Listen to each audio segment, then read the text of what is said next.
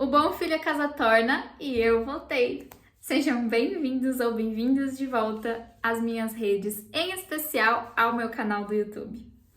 Hoje eu queria trazer para vocês alguns livros, algumas sugestões de leituras que me fizeram refletir muito sobre temas que eu não sabia que precisava. Não que eu não sabia que eu precisava refletir, mas sim que eu não sabia que mexeriam tanto comigo quanto aconteceu.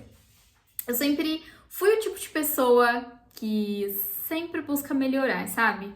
Então, toda vez que eu consigo identificar sozinha ou em terapia ou que alguém me diz algo em mim que precisaria ser melhorado, eu reflito muito e tento buscar diversas formas de me desenvolver, sabe? Seja com amizades, relacionamentos, no trabalho, enfim, não importa, em todas as questões. E eu sempre vejo muitos vídeos sobre o determinado tema, busco levar os exemplos até na minha terapia, né, nas minhas sessões de terapia, mas alguns deles eu não imaginava, sinceramente, mesmo sendo criadora de conteúdo literário, porque ainda me considero assim, que os livros poderiam despertar de forma tão natural alguns questionamentos internos tão profundos. E ao mesmo tempo que eu sempre tentava me desenvolver, tento ainda no presente, eu percebo que muitas vezes eu começo a procrastinar, sabe? E começo a aceitar alguns comportamentos ou tratamentos, tanto meus quanto das pessoas, para comigo que eu não deveria aceitar. E quando eu comecei e agora retornei a ler com intenção, ou seja, não para cumprir uma meta ou para dizer que eu estou lendo alguma coisa, eu comecei a ler mesmo, prestando atenção, analisando e refletindo sobre o que eu estou lendo, eu comecei a tomar muitos tapas na cara desses livros, muitos tapas merecidos, se assim posso dizer, mas não tão óbvios. Então aqui já fico alerta para você que eu não vou sugerir livros fofinhos, bonitinhos. São livros que, se você realmente ler com atenção, com intenção, como eu disse, eles podem mudar completamente a forma que você vê a sua própria vida. Para iniciar, eu preciso te dizer que não são livros de autoajuda. Inclusive, não sei dizer se em algum momento eu vou indicar alguma autoajuda, porque não é um tipo de leitura que eu me agrado muito, sabe? Eu não consigo me conectar com livros dessa temática, mas eu acredito que quando a gente se conecta verdadeiramente com o que a gente gosta, conseguimos pegar mensagens talvez que um escritor de diversos tipos de obras estão tentando transmitir pra gente, sabe? E existe essa capacidade de mudar a forma que a gente enxerga, né? Tanto nós mesmos, quanto as outras pessoas, quanto as escolhas que nós fazemos. Mas chega de enrolação, chegou a hora das dicas, dessas sugestões maravilhosas que eu trouxe hoje aqui pra vocês.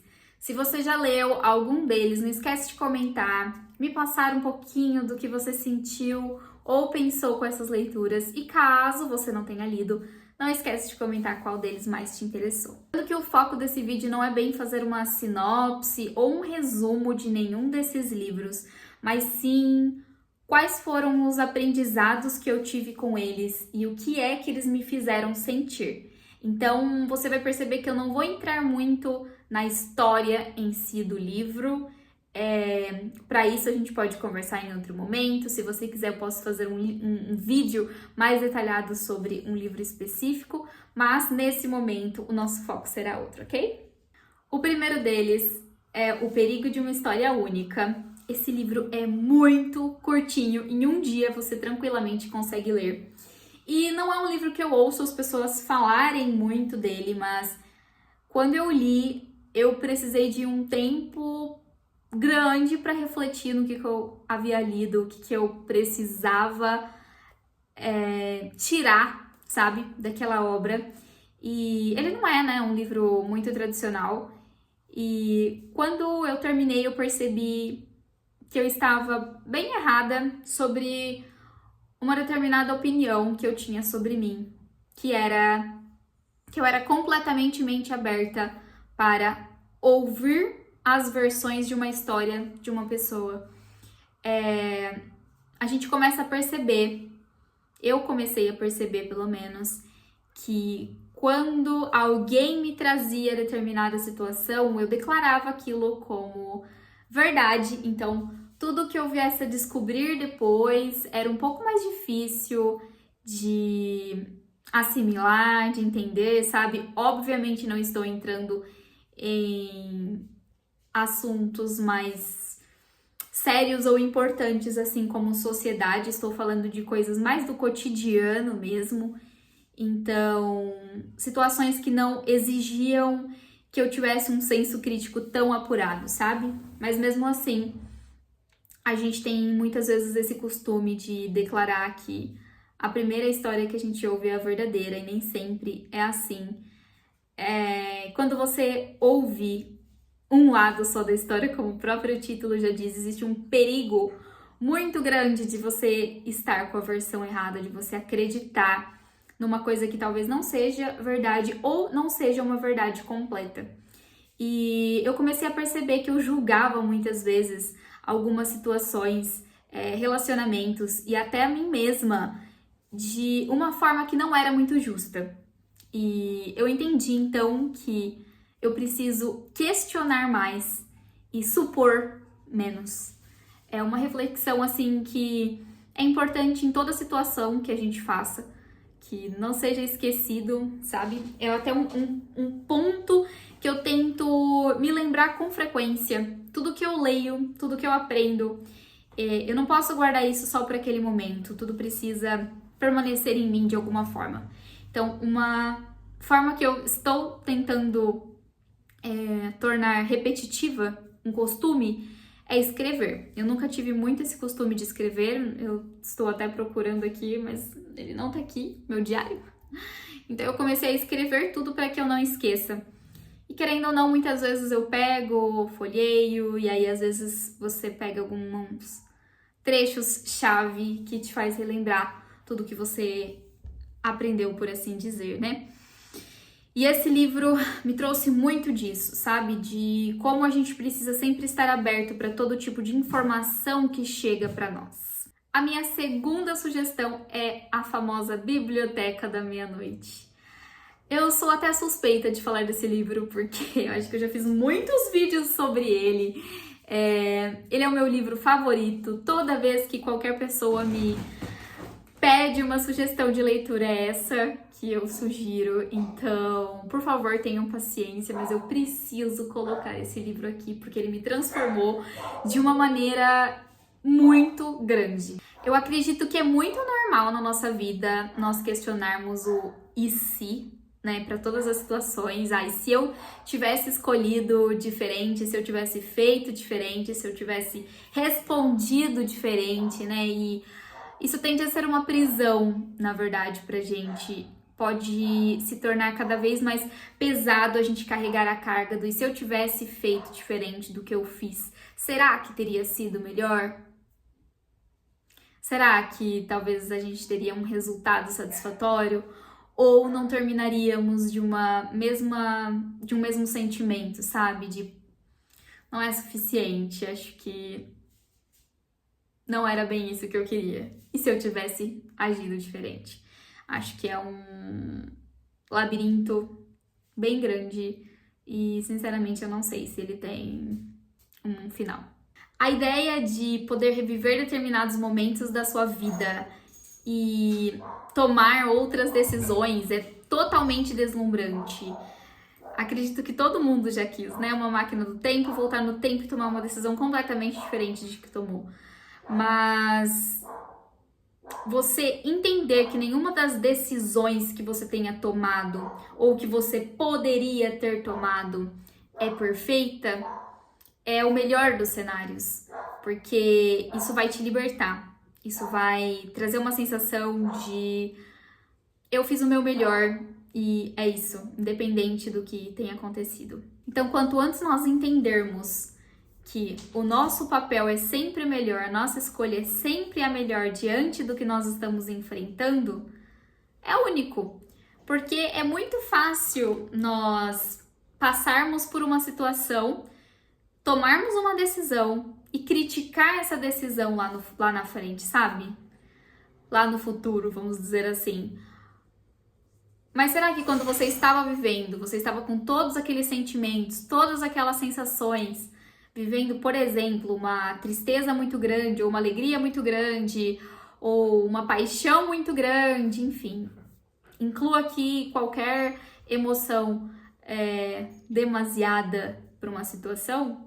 Será que você tinha as condições e a maturidade que você tem hoje para tomar? Provavelmente não. O fruto daquelas decisões ocasionaram quem você é hoje. Então, como eu disse, é uma liberdade absurda saber que o seu melhor foi feito.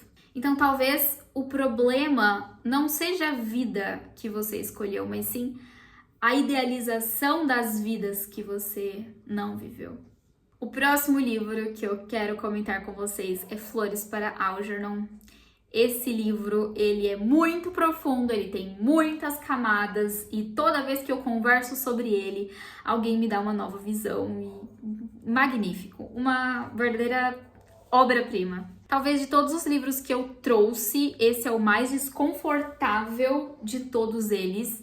Ele traz aquele insight de que a consciência pode trazer dor, sabe? Ele traz muito uma questão de ego, validação e a forma que a gente trata os outros também, junto com as suas limitações.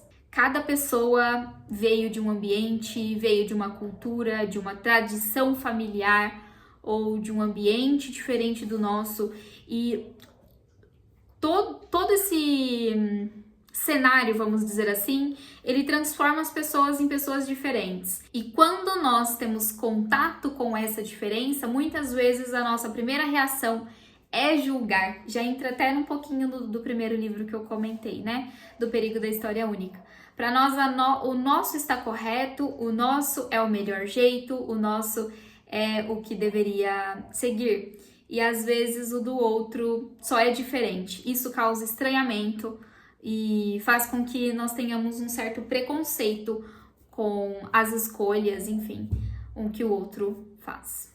Isso gera um desconforto e esse preconceito com a bagagem que o outro traz para a nossa vida. Então aqui a importância, acredito que o insight maior desse livro seria prestar mais atenção em como nós nos relacionamos com pessoas que têm essas diferenças de nós, sabe? Diferentes fases da vida e, como eu disse, diferentes ambientes. O contrário também é muito válido, sabe? Será que o outro está respeitando as limitações que eu tenho, as diferenças que eu tenho? E aí cabe a nós sairmos de ambientes que não nos cabem mais, que não nos respeitam mais. Então é importante que mantenhamos em consciência que às vezes a gente acha que evoluir é só ganhar, mas ela também envolve perdermos algumas ilusões que a gente carrega. Nossa, até eu fiquei reflexiva agora. O último livro que eu quero muito comentar com vocês é As 5 Linguagens do Amor. Esse livro é um pouco mais famosinho, né? E ele mudou completamente a minha visão de demonstração de amor e isso mudou muito o meu relacionamento. Eu pensava que o amor era um pouco mais óbvio do que eu entendi que ele realmente é pra mim.